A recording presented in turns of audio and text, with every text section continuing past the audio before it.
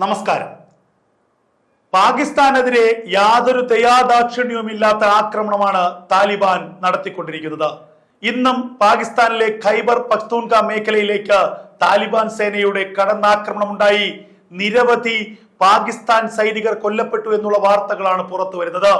താലിബാൻ ആക്രമണത്തിന് മുന്നിൽ പിടിച്ചു നിൽക്കാൻ കഴിയാതെ ഉഴലുകയാണ് പാകിസ്ഥാൻ സേന.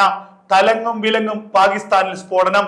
തലങ്ങും വിലങ്ങും പാക് സേനയെ ആക്രമിച്ച് താലിബാനും തെഹ്രീക്ക് താലിബാനും ബലൂച്ച് ലിബറേഷൻ ആർമിയും. പാകിസ്ഥാൻ സൈന്യമാകട്ടെ സൗദി അറേബ്യയുടെയും ഖത്തറിന്റെയും ഒക്കെ സഹായം തേടുന്നു. അമേരിക്കയുടെ കാല് പിടിക്കുന്നു. എല്ലാവരും ഒപ്പമുണ്ടാകുമെന്ന് പറഞ്ഞിരുന്നുവെങ്കിലും ഇപ്പോൾ ഒരു ആപത്ത് ഘട്ടത്തിലേക്ക് പാകിസ്ഥാൻ എത്തിയപ്പോൾ സഹായിക്കാൻ ഒരു പട്ടിക്കുഞ്ഞു പോലുമില്ല എന്നുള്ളതാണ് യാഥാർത്ഥ്യം. പാകിസ്ഥാന്റെ പ്രധാനപ്പെട്ട കേന്ദ്ര സൈനിക പോസ്റ്റുകളെ, അതിർത്തികളിലെ സൈനിക ക്യാമ്പുകളെ ഒക്കെ നിരന്തരമായി താലിബാൻ ആക്രമിക്കുകയാണ്. 48 ദിവസം നീണ്ടുനിന്ന വെടിനിർത്തൽ ഏകപക്ഷീയമായി ലംഘിച്ചത് പാകിസ്ഥാൻ തന്നെയാണ്. സൗദി അറേബ്യയുടെയും ഖത്തറിന്റെയും നിർദ്ദേശത്തിന്റെ അടിസ്ഥാനത്തിൽ വെടിനിർത്തിയതാണ് താലിബാൻ.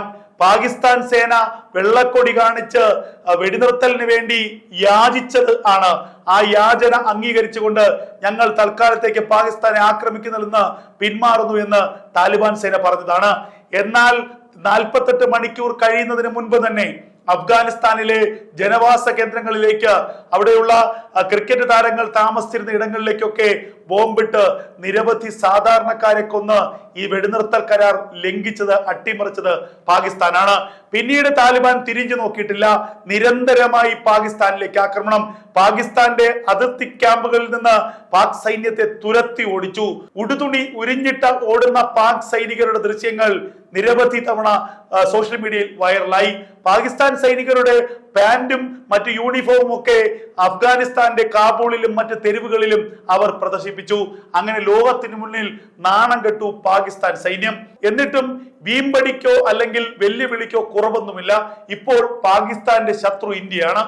ഇന്ത്യയെ തീർക്കുമെന്നാണ് പാകിസ്ഥാന്റെ സൈനിക മേധാവി അസീം മുനീർ അടക്കം പറയുന്നത്. ഞങ്ങൾ ആണവായുധം പരീക്ഷിക്കും, ഞങ്ങൾ ആണവായുധം വിനിയോഗിക്കും.